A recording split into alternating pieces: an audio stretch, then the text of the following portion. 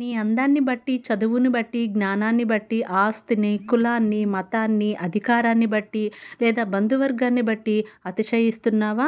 అయితే ఈ మాటలు నీ కొరకే. క్రైస్తవ విశ్వాసులుగా మనము క్రీస్తుని వెంబడించే వారముగా మన అతిశయం ఎలా ఉండాలో వాక్యానుసారంగా తెలుసుకుందాం రండి.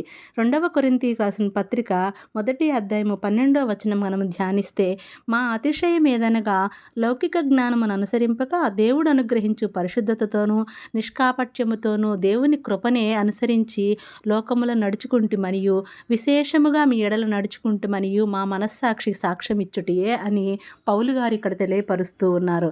అయితే నా అతిశయము ఎందులో ఉందో ఒక్కసారి ఆత్మ పరిశీలన చేసుకుందాం.